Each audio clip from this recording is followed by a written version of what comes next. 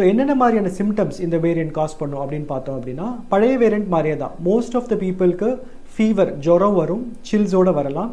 நிறைய பேஷண்ட் சொல்கிறது சிவியர் டயர்ட்னு சொல்கிறாங்க. டாக்டர் படுக்கையிலேருந்து எந்திரிக்கவே முடியல, அடிச்சு போட்ட மாதிரி இருக்குது. ஸோ இது மாதிரியான சிம்டம்ஸ் சொல்லுவாங்க.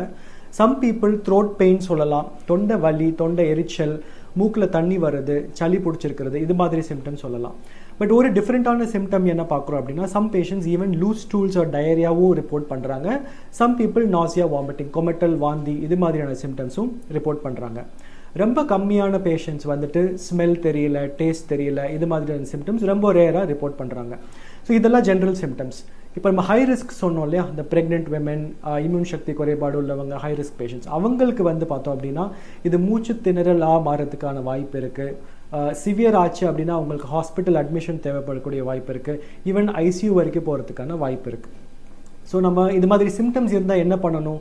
ஒரு 2 டேஸ்க்கு மேலே சிம்டம்ஸ் குறையல அப்படின்னா டாக்டர் பார்த்துட்டு இதை டெஸ்ட் பண்ணணுமா இல்லையான்னு கேட்டு தெரிஞ்சுட்டு நம்ம ட்ரீட்மெண்ட் எடுக்கணும். இப்போ நம்ம தற்காப்பு நடவடிக்கைகள் என்னென்ன எடுத்துக்கலாம் அப்படின்னு பண்ணோம் அப்படின்னா, எல்லாம் பேசிக் தான். So hand washing and hand hygiene, அடிக்கடி நம்ம ஹேண்ட்ஸை சோப் அண்ட் வாட்டர் இல்லாட்டி ஆல்கஹால் ஹேண்ட் சானிடைசர் வச்சு ஹேண்ட் வாஷிங் இல்லாட்டி கைகளை சுத்தம் செஞ்சுட்டே இருக்கணும். கைகளை அனாவசியமாக மூக்குக்கோ கண்ணுக்கோ வாய்க்கோ எடுத்துகிட்டு போகக்கூடாது. மாஸ்க் அணியணும். க்ரௌடட் பிளேசஸில் எல்லாருமே மாஸ்க் அணிவிக்கிறது நல்லது. அதிலும் பர்டிகுலராக ப்ரெக்னென்ட் விமென், இம்யூன் சக்தி குறைபாடு உள்ளவங்க, இல்லை இது மாதிரி comorbidities, sugar, pressure, heart problem, liver problem இருக்கிறவங்க கண்டிப்பாக மாஸ்க்கு அணியணும். வேறு என்ன பண்ணலாம்? வேக்சின் எடுத்துக்கலாமா? எஸ், வேக்சின் எடுத்துக்கலாம். வேக்சின் வந்துட்டு சிவியர் டிசீஸ் போகாமல் தடுக்கிறதுக்கு ஹெல்ப் பண்ணும்.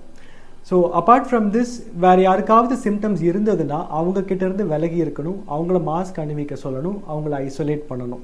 நமக்கு சிம்டம்ஸ் இருந்தாலும் நம்ம ஐசோலேட் பண்ணி டாக்டர்கிட்ட டெஸ்ட் பண்ணிவிட்டு நம்ம தேவையான தற்காப்பு நடவடிக்கைகள் எடுத்துக்கணும்.